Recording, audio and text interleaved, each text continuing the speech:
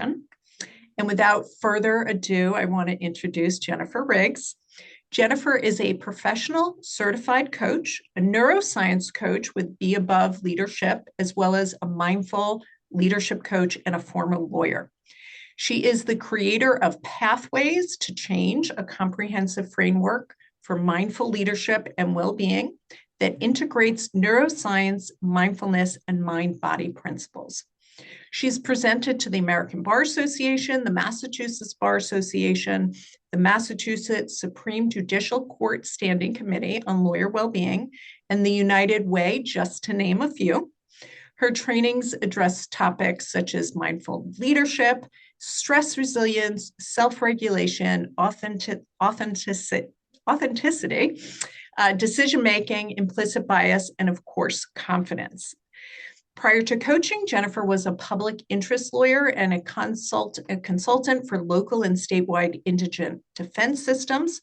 In addition to her legal and coaching background, Jennifer has practiced yoga and mindfulness for over 25 years. And now, without further ado, I'm going to hand it over to Jennifer. Thank you. Thank you, Amy. Thank you, Amy. And thank you, Lawyers Concerned for Lawyers, for inviting me and for all the work that you do to support the legal profession. I am going to share my screen, and this always gets a little tricky on my Mac. We practiced this, and I'm wondering, okay, where are my slides right now? Hold on. Let's see if this one, if I go to slides, we'll get there. Are we okay? Thank you for your patience, everyone. Technology is not my forte, but I'm so happy to be here with you, and let's get right into it. So we can know the law inside and out. We can be smart and skilled in many ways, and we can still struggle with confidence. Law school teaches us how to think like a lawyer, but doesn't always teach us about the importance of our mindset and how to build our confidence in our practice. And one, I think, could even argue that law school can actually hurt your confidence. Um, I think there's a number of reasons for that. One, there's the Socratic method. I don't know if they're still doing that, but when I was in law school, the Socratic method was used all the time, and that can create a lot of anxiety and self-doubt in the classroom for a lot of people. It did me. And then also there's competition and comparisons that are always happening in law school. There's like class rank, there's competition for law review, and competition for a few prestigious clerkships and positions in big law or other sought after firms and organizations. So there's a lot of comparisons and competition, which can leave us feeling small. And the law is full of smart and capable people, and you're one of them. You've done something right to get into law school, get through law school, pass the bar exam, and get out into the world of law and start practicing. But in terms of feeling smart and capable, that can sometimes seem elusive. And the struggle with confidence is real and probably more widespread, particularly in the law, than we realize because of the competitive nature of the profession. And also, it's not something that we're often openly talking about. And I can relate. So here's just a little bit about my story. When I was practicing, I had a lot of stress and a lot of stress and a lot of self-doubt. And now that I know about the brain, I know how that affected my prefrontal cortex, which is like the CEO of our brains and we need for our higher level thinking and other functions. So I know now how it affected me, but I didn't know that then. And then it just sort of fed into my self-doubt. So I had a lot of stress. I second guessed myself a lot. And then I also kept it to myself because no one else was really talking about any struggles with stress or confidence. I compared myself to others, and I then kind of like internalized it all, which, keeping it to yourself and feeling isolated about it, I now know is like another stressor. Um, and I'll explain these photos in a moment, but let's just say I didn't so much fake it till I made it as just force myself to power through. I don't know if any of you might relate to that feeling, but I had cases and clients and colleagues that I didn't want to disappoint. I had work to do. So I felt the stress. There was a lot of self-doubt, and I just forced myself to power through until it really did start to affect my well-being and I burnt out. And what happened was I just remember this moment. I was driving home from work in my used Honda Accord and I passed a Burger King and there was a help wanted sign out front. And it might have even had the hourly rate. And I had a thought, and it was a serious thought. Could I work there and still pay off my law school loans? So that was like the brick over the head moment for me. Um, that's my story in a nutshell, but what I want you to know is that there is hope if you relate to any of that. We can change our patterns, we can change our beliefs, we can change our brains. I did. And if I hadn't, I don't think I'd be here talking to you now and giving this webinar. So real quick, here's where we're going in the next hour, because I know the brain's always trying to predict and it wants to know where are we going.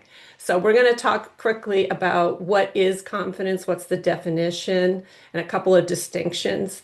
Then we're going to get right into some tips. Actually, we'll start with some things that hurt our confidence. So things that we want to avoid, three things to avoid, but what to do instead. Then we'll talk about this question of can you fake it till you make it? And then I'm going to share with you two tools, really useful tools that you can start to use right away. I share them with my clients all the time. So that's where we're headed. Let's get right into what confidence is. Webster's defines it as a feeling or consciousness of one's powers. I to me, it's just sort of like this question, do you feel that you've got this, right? I've got this no matter whatever situation, I've got it, I can handle it.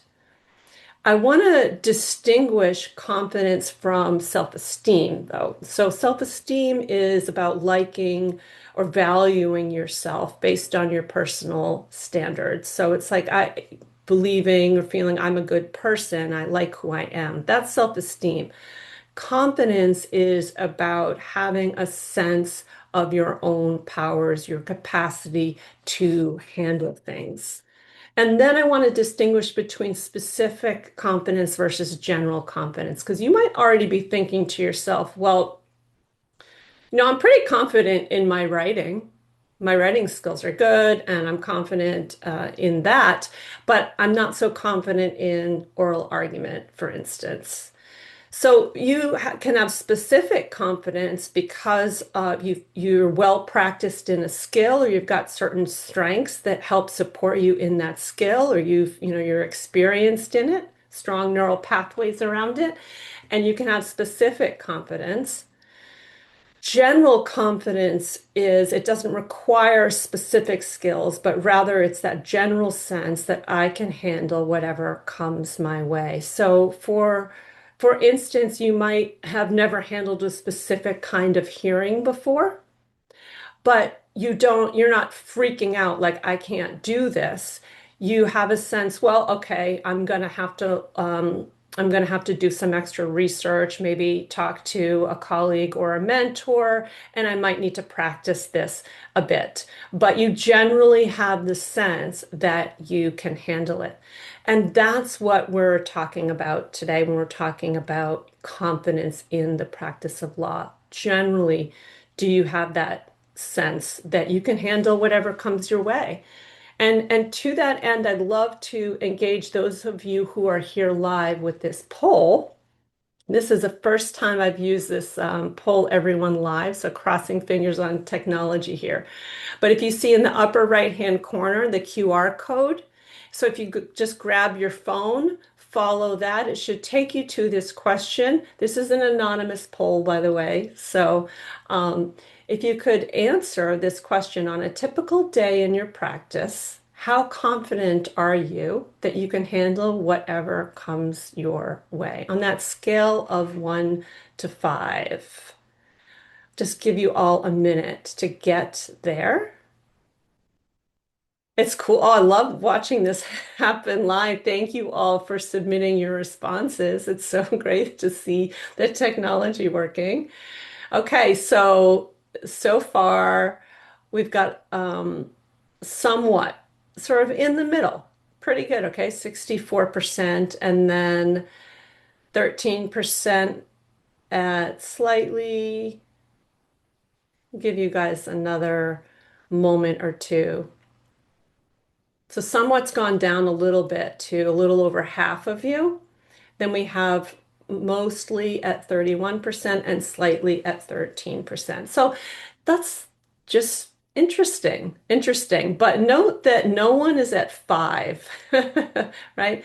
No one's at 5. I'm happy to see that no one here is at the 1, not at all. Okay, very cool. Oh, okay, somewhat's gone up a little bit more to 61%. And mostly as well, that went up a little. Okay.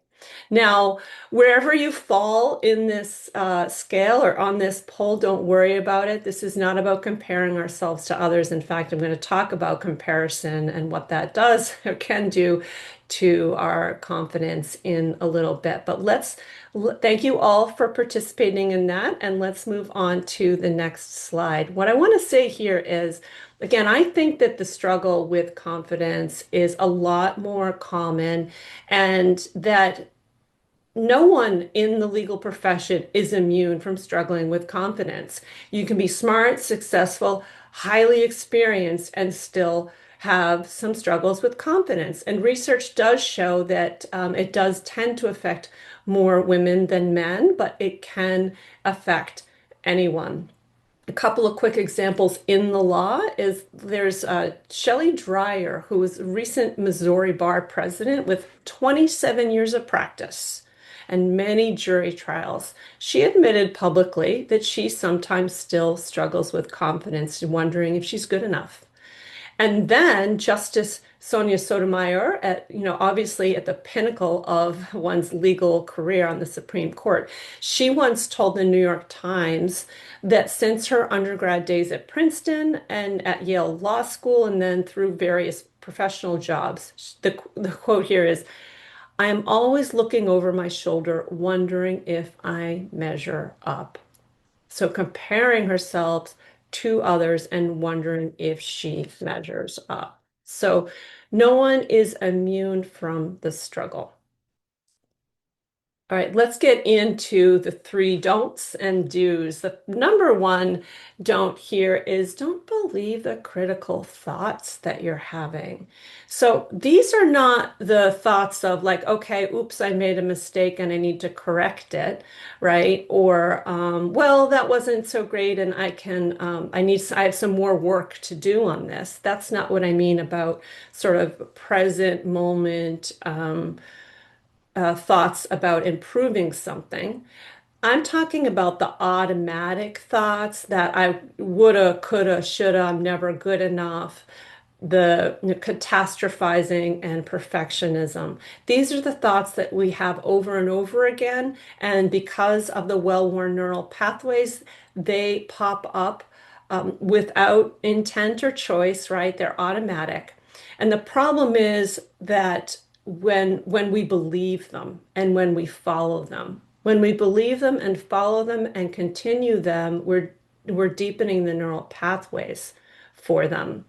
I want to also point you to Dr. Tracy Meyer's webinar from last month on issues like perfectionism and imposter syndrome. She has a lot of great information there, and that's why I don't want to spend too much time on this one today. But just know that it's these internal thoughts where we're criticizing ourselves that aren't really based in present moment reality. Those contribute to our stress and to our lack of confidence. The other thing I'd want to say is that, lawyers are human beings. And therefore, we are not perfect. We're fallible. And I think the legal profession in general probably has some work to do in terms of supporting lawyers' humanity and sort of having realistic expectations, both in terms of performance and output. But that's probably for another discussion. So what do we want to do instead of believing these automatic thoughts? We want to rewire our thinking. Neuroplasticity is the hope and the basis of change. It is the ability of our brains to make new neural connections throughout our lives. And that's what we do when we change our thoughts, when we pause the thinking, when we stop following the critical thoughts. We are changing our brains. And here are a few ways to do this. It begins with present moment awareness. So we have to notice the thoughts, and then when we connect to the present moment, it's sort of like pressing the pause button. And present moment awareness helps us connect to the prefrontal cortex, which we need, right, for our higher level thinking. And it is also about not judging ourselves for having the thoughts, right? So if we get into judging, oh, there it goes again, and I had that thought again, then it's sort of like a double whammy. So it's non-judgmental acceptance of the thought. You are not your thoughts. You're not choosing your thoughts. You are someone who's having the thoughts, okay? And so it's just noticing them in the present moment, and ways that you can connect to the present moment include just feeling your feet on the floor, use your body that's always in the present moment. The breath is in the present moment. Slow down, pause, right? And then you could perhaps choose a different thought from there. But the point is to really notice the negative thinking and pause it. Practicing self-compassion is actually a great antidote as well. And again, Dr. Tracy Myers talks about that in her last month's webinar, so won't spend too much time there.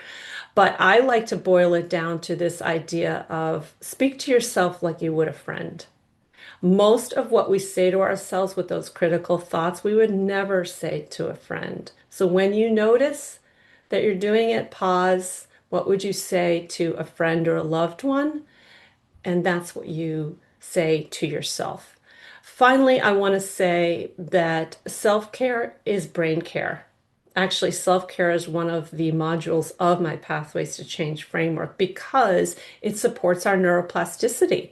So the brain is always sensing the state of the body. And if we're not well, we're not sleeping well, we're not eating well, we're not exercising, we're going to have less energy. And it takes more energy to build new neural pathways than it does to follow the old ones. So if we're not supporting our well-being, it's going to be harder to rewire the brain. All right, let's get into number two. The don't number two, don't compare yourself to others. This is a tough one because I know that many of us do this all the time. And like I said, I think the law school really sets us up for this. But these thoughts of X is a better attorney, Y is much more confident, Z would have handled this better. Not helpful, not helpful. We might think that it's motivating, but actually it causes us stress. I'm going to share a study with you in a minute, but I do want to say that this is different from like aspiring to be like someone. I mean, it's wonderful to have someone in mind, like I aspire to be like that attorney, and that's great. But you see the difference between aspiring to be like or between that and like comparing yourself to someone else and finding that you don't measure up. Very, very different. So, what's the problem with comparing ourselves? Well, this was a study from Caltech, which is a pretty competitive school. And what happened in this study is students were given an IQ test. And then after that first IQ test, their results were shared with their peers. So they saw where they ranked, where their IQ ranked in that test. So there was a lot of comparison, right? And then following that reveal and that comparison, they were asked to perform a second IQ test. And in the second IQ test, after the comparison, their IQ scores dropped, at least towards the beginning of that test when they were stressed, by 17 points. And then MRIs, the brain scans showed that their amygdalas were activating. And here you have the amygdala is this area in red, right? It's in the limbic brain. Most of you probably know this, right? This is the home of the fight, flight, freeze response.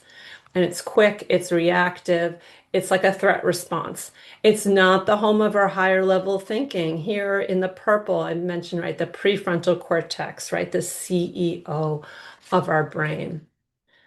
So sometimes it might not be that you're lacking smarts, but rather that the stress of the comparisons that you're making is inhibiting your brain's capacities.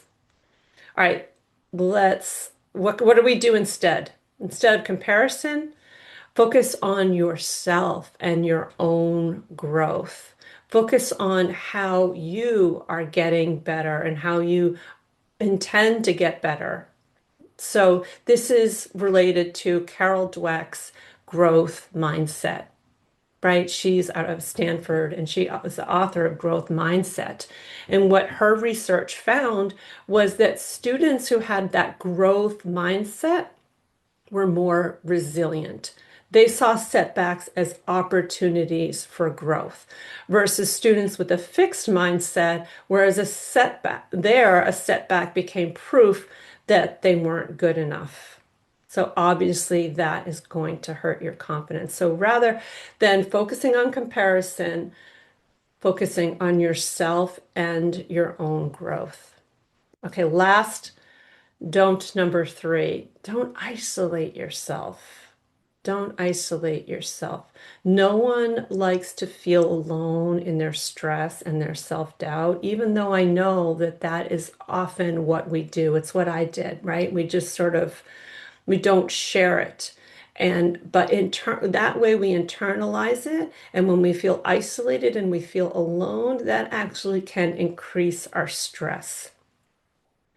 At Chris Germer, who often works with Kristen Neff on self-compassion, I heard him once saying this really stuck with me.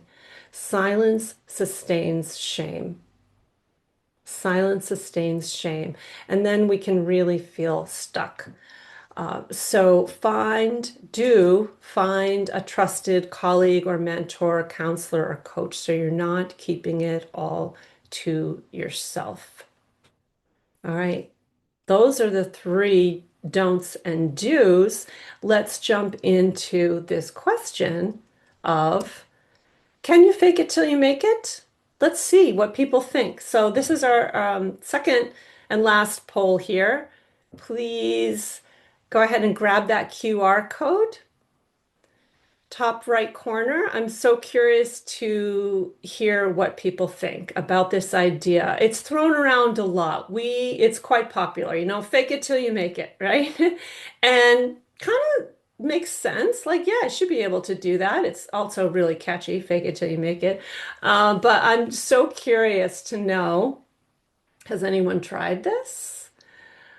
Do you think it's possible? Do you think you just, need to know how to do it?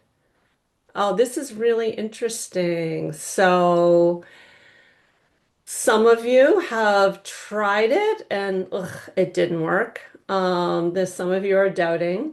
Most of you are in the middle here again. Like maybe if I just knew how to do it right or I did it well enough, then I could.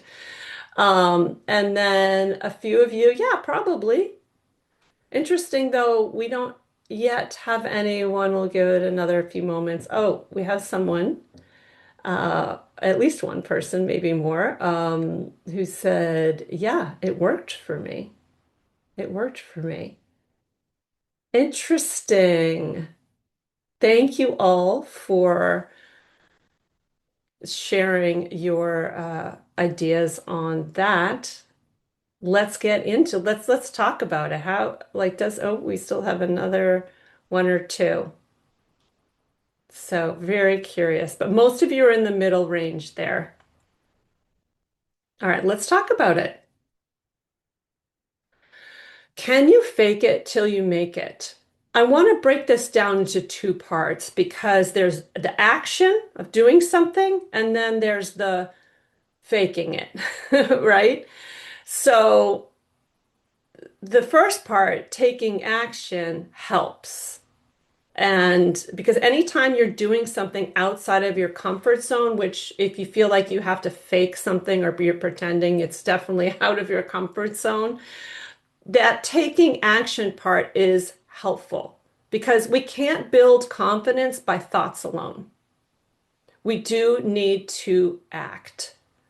So it's sort of like, you building experience by taking action, like building muscles and going to the gym. So yes to the action. And if faking something or having that idea of faking it helped you take the action and then ultimately you didn't feel like you were faking it anymore. I think that's possible. And I think like a few of you perhaps actually felt that that happened for you. I think it's possible, but I think that for many, if not most of us, it is not quite possible, that it's very risky, and here's why. Because of this idea of faking it. Faking it is you're basically telling yourself you have to pretend to be someone that you're not in order to gain approval or to be successful. I'm going to say that again. You have to pretend to be someone that you're not, or you believe you need to pretend to be someone that you're not in order to gain approval or to be successful. That is stressful. You're telling yourself that you're faking it. It's like a cognitive dissonance. And there's stress in that because there's this underlying belief that somehow you are deficient as you are. Then also, this idea or pretending, right, or faking requires a fair amount of self-regulation, which can easily lead to exhaustion. So it can be both disempowering and also leave you exhausting and with less energy for the cognitive capacities that you need. And then it can also be a self-fulfilling prophecy. Like if we keep forcing ourselves to believe that we're fake, we need to fake it, right? That when then we're sending ourselves over and over again an internal message that this is the only way I can do it is to fake it. And then I'm not good enough as I am, which can further chip away at our confidence. And then finally, sometimes the faking can be noticed by others, which obviously defeats the purpose of showing confidence. So, how do we know this? Well, often someone can sense when we're not being authentic. And there's some neuroscience behind this. I have a whole different presentation on awareness of others, and we don't have time to get into all of the neuroscience behind it today. But just know that basically the brain and the nervous system are constantly processing information with respect to others and trying to assess what they're feeling. So sometimes others can tell when we're faking it.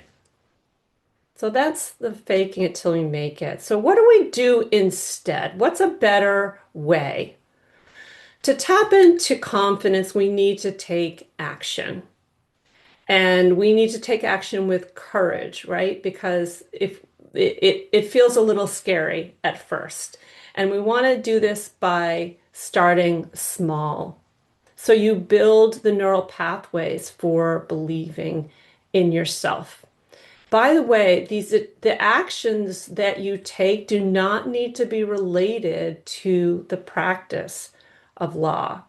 I want you to think about it as I'm sharing these two tools with you that will help you get to this point of action, to think about what might be one small step that you can commit to today that can help build your confidence. And then these couple of tools will help you. But let's start before we get to the actual tool, start with um, asking yourself, looking at these two photos, which of these people do you think is feeling confident? Which looks confident to you?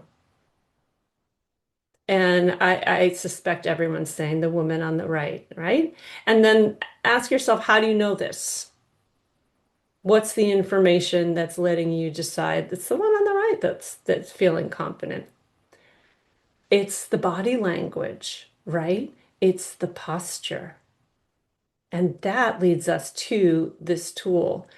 Basically, what we're doing here is we're using the body to change the mind. So when we can't force ourselves to feel confident or we feel that we need to fake something, uh, we can't force this sense that we have true confidence. Instead, we can use the body to help shift our mindset. So I refer to this with my clients all the time as bottom up regulation. So top down is when we actually can shift a thought or shift a belief, and then that helps us kind of calm the stress and relax the body. But oftentimes we're not able to do that. So there are ways that we can use the body to access a shift in the brain. Here's what I mean by that.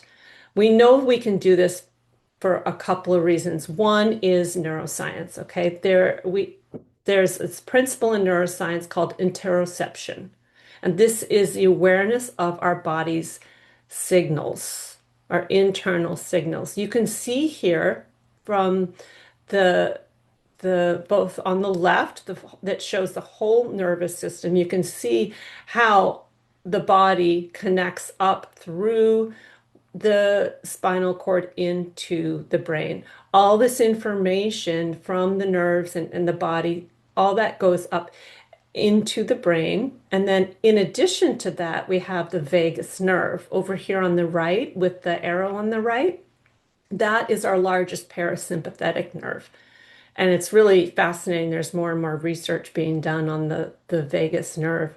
But you can see here that it connects to the heart, the lungs, and the gut.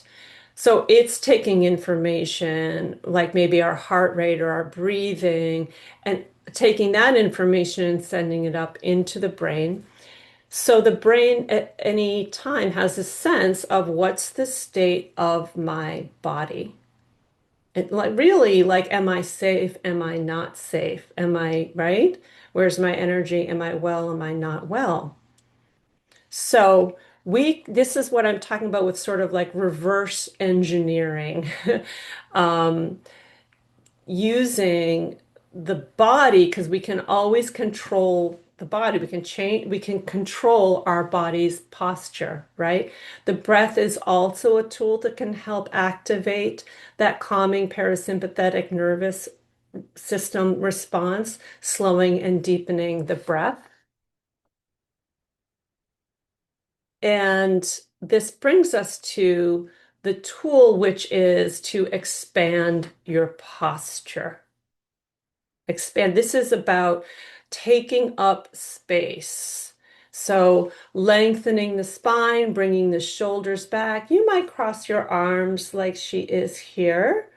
You might if you're alone in your office, you might lift your arms up overhead. So there's a number of ways that you can expand your posture, but like the shoulders are back and you're tall and upright. You feel grounded, your feet are on the floor, and you're taking up space. This is what we mean by expansive posture. And what we know, there's research on this as well. So it's not just the neuroscience principle of interoception, but also there's research on the effects of this. So in 2022, the APA did a meta-analysis of, I think it was 88 studies on the effect of posture, powerful postures on our sense of power. And what it found to be true across all these studies was that powerful postures improve self-reported feelings of power. That's confidence, right? And task persistence behavior. So you're less likely to give up on something in a powerful posture. One of those studies, I thought I'd just share this one with you specifically because I thought it was interesting. This is out of the Kellogg School of Management at Northwestern.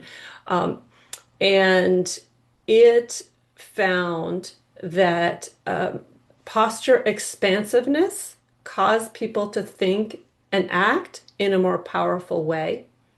And then a second study also showed, oh no, I'm sorry, this one was at the same study, that this change or the powerful sense from the posture was independent of rank or role in the organization. So it really works, and it's something that we all can control. This is a quote that kind of sums it up really nicely from Amy Cuddy. She wrote a book called Presence. Some of this research was cited in that book, and she said expanding your body prepares you to be present. It overrides your instinct to fight or flee, allowing you to be grounded, open, and engaged. That's that bottom-up regulation that I'm talking about. So, but you don't have to just believe me or the research. Let's give it a quick try right now. Let's give it a try and see. Now, normally in these studies, sometimes the postures would be held for like 3 minutes. We're not going to do that today. We don't have time, but I think you might notice a difference just from a few moments. So let's try it. Let's all take a collapsed posture first. So you might cross your arms and you might slouch, look down. You could cross your legs. You might hold your breath and tense the body a little bit. So really like taking that collapsed posture, holding it, and then sensing, asking yourself, on a scale of 1 to 5, how powerful do I feel right now in this posture? 5 being the most powerful. On a scale of 1 to 5, how do I feel? How powerful do I feel? And then let's shake it off. Shake it off, deepen the breath. And then if you want to stand for this, that would be great. You could stand. If you're standing, put your feet nice and wide. And then we'll all sort of feel a sense of grounding through the feet and legs. Really, it's from the hips and pelvis down. Invite the body to ground.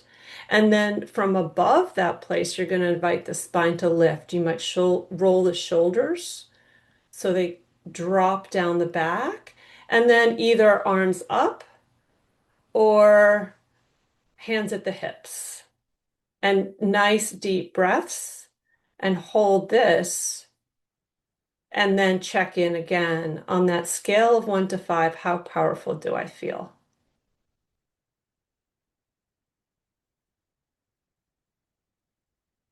So hopefully you noticed even just a slight shift. I think that the more you practice this, and if you can hold it a little bit longer, I think the greater sense that you might have of how it can really affect your feelings of power. So that's a fantastic tool that you can use before any stressful event that you have, or just even just practice it on a daily basis or at your next meeting. Whether you close the door to your office, go to the bathroom, or whether you just sit at a meeting, no one needs to know, right? That you're shifting your posture and taking some slow, deep breaths. Okay, let's get to the last tool.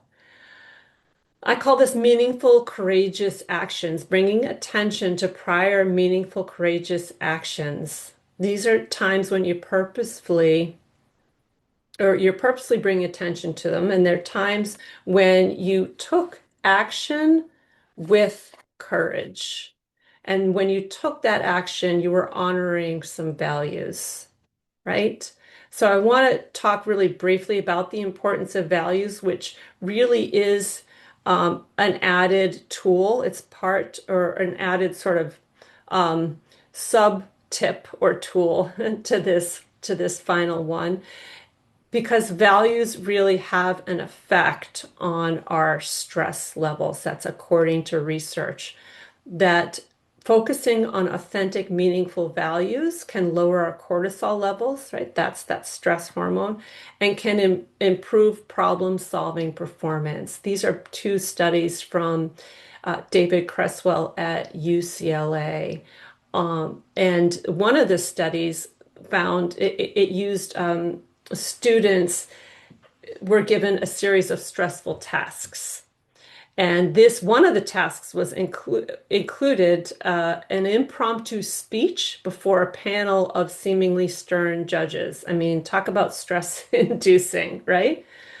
And what this study found was that those who reflected on authentic values before the taking action, they showed significantly lower cortisol levels after a stress test, even 45 minutes after the action.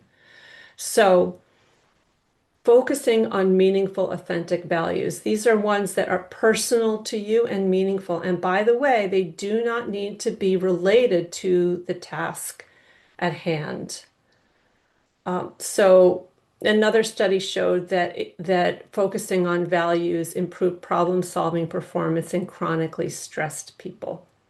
But I wanted to share this slide with you real quickly. Here are some authentic values. So if you're not sure, well, I'm not really sure what my values are, and I do this kind of work with my clients all the time, but here are some ideas or words that might resonate for you. And these, by the way, are from viacharacter.org website. They're called Values in Action, or also Character Strengths.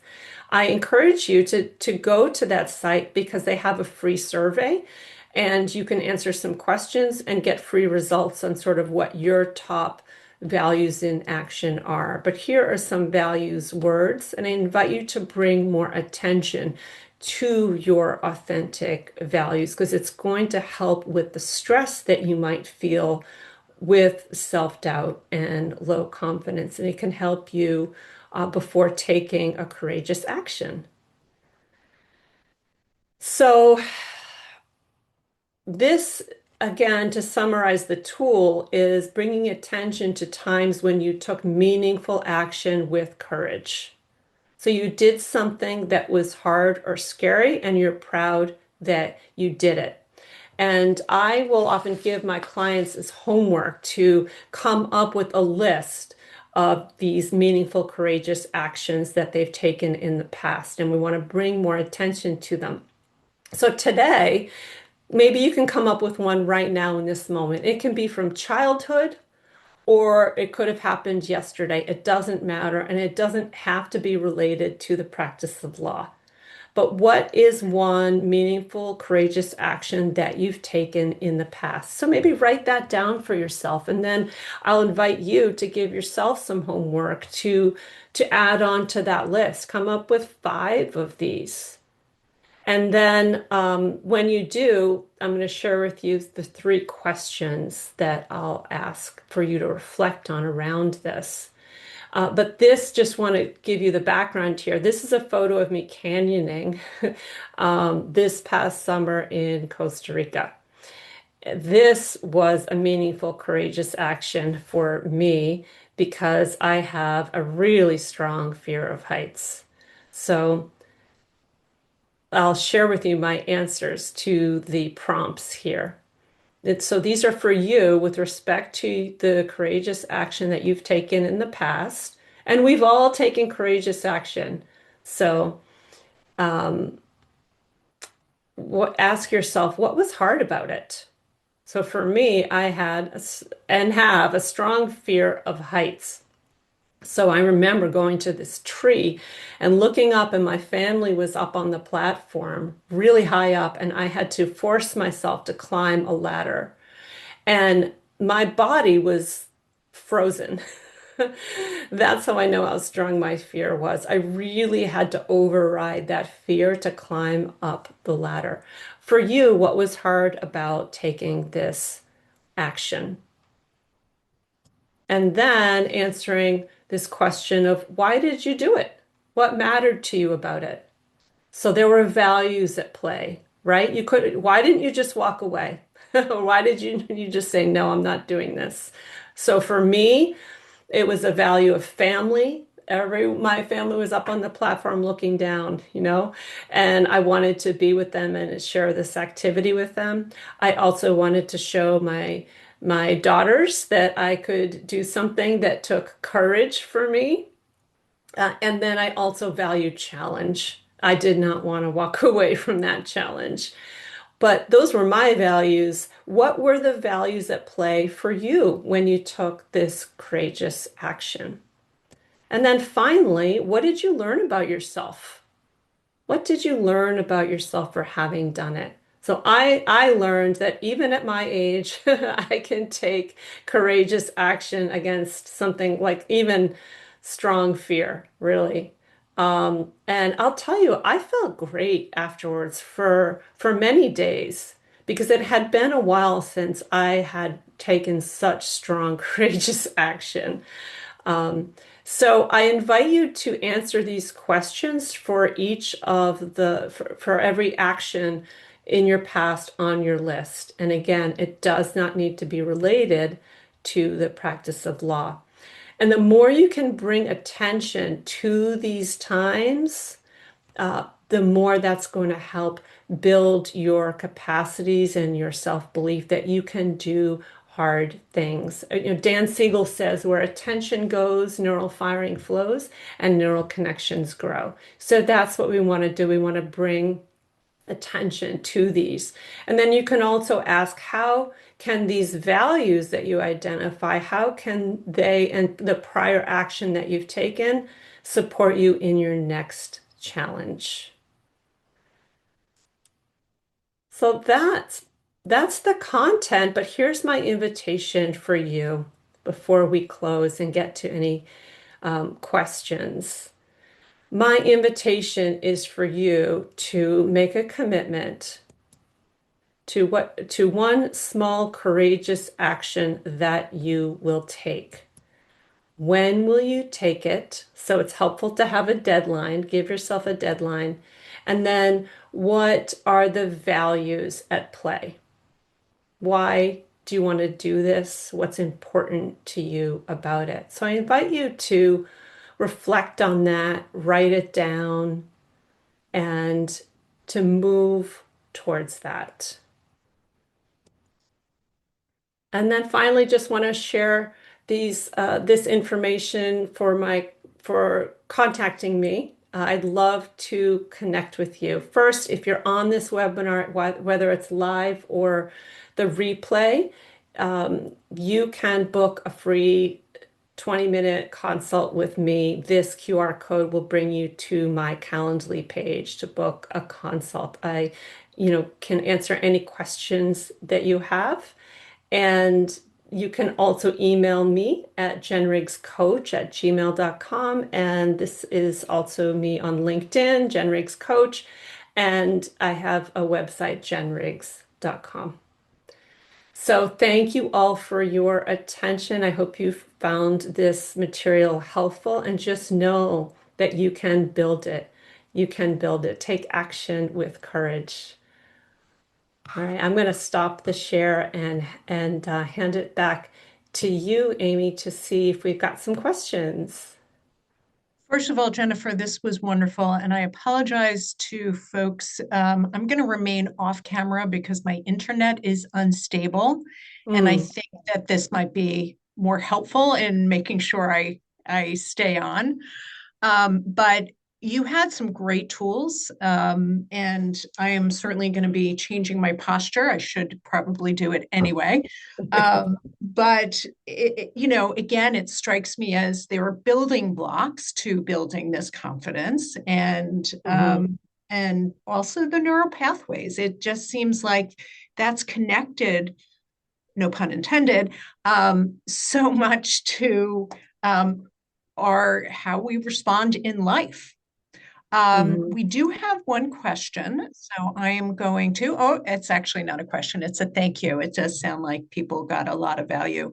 I am just Um, also wondering, in terms of the stress and building confidence, where does anxiety lie, and how do you, if you have anxiety, does that, how do you change that and also build that confidence? Is there a mm. connection there?